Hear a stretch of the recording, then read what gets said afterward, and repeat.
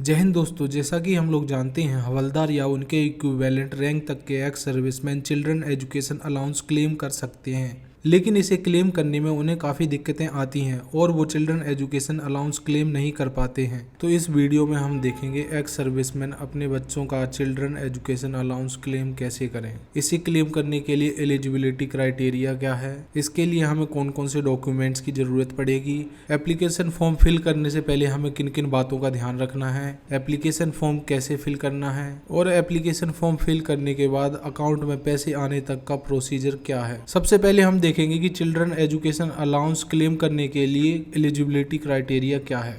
देखिए, इसमें सबसे पहला पॉइंट है कि इसे सिर्फ एक्स सर्विसमैन या फिर एक्स सर्विसमैन की डेथ के बाद उनकी विडो या फिर उनका ऑर्फन चाइल्ड इसे क्लेम कर सकता है। दूसरा, इसे सिर्फ वही एक्स सर्विसमैन क्लेम कर सकते हैं जिनकी रैंक हवलदार या उसके इक्विवेलेंट या फिर उससे कम है। तीसरा, children education allowance ex serviceman अपने बच्चों का फर्स्ट क्लास से ग्रेजुएशन तक ही अवेल कर सकते हैं, जिसमें पर मंथ 1000 रुपये यानी 12,000 रुपये हर साल का क्लेम कर सकते हैं ग्रेजुएशन तक।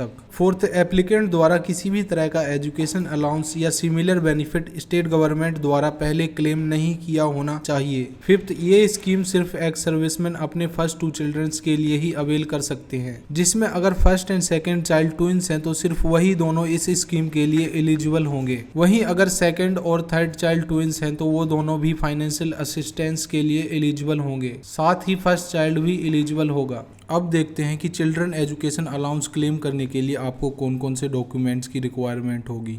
डॉक्यूमेंट्स में आपको सबसे पहले चाहिए होगा एक्स सर्विसमैन की डिस्चार्ज बुक के पहले पेज की फोटोकॉपी, दूसरा एक्स सर्विसमैन का आई कार्ड, तीसरा बच्चे की मार्कशीट या प्रोग्रेस सर्टिफिकेट, चौथा डिस्चार्ज बुक के उस पेज की फोटोकॉपी जहां फैमिली डिटेल्स मेंशन की गई हों, पांचवा एक सेल्फ सर्टिफिकेट जिसमें लिखा होगा कि आपने अपने बच्चे के लिए किसी भी तरह का गवर्नमेंट से अलाउंस या स्कॉलरशिप नहीं ली है, छठा एक्स सर्विसमैन की बैंक की डिटेल्स जिसमें एक्स सर्विसमैन का बैंक अकाउंट और IFSC कोड, लेकिन इसमें आपको ध्यान रखना है कि बैंक अकाउंट SBI या PNB में से किसी एक का होना चाहिए। सातवां एक्स सर्विसमैन के आधार कार्ड की फोटोकॉपी। अब देखते हैं कि एप्लीकेशन फॉर्म फिल करने से पहले आपको किन किन बातों का ध्यान रखना है। पहले तो सभी डॉक्यूमेंट्स जिला सैनिक वेलफेयर ऑफिस द्वारा अटेस्टेड होने चाहिए। उसके बाद सभी स्कैन डॉक्यूमेंट्स PDF, JPG या JPEG फॉर्मेट में होने चाहिए और हर डॉक्यूमेंट का साइज 1 MB से कम होना चाहिए। इसके बाद आपको KSB के पोर्टल पे जाना है, वहां आपको रजिस्टर करना है और अपनी सभी डिटेल्स फिल करनी है।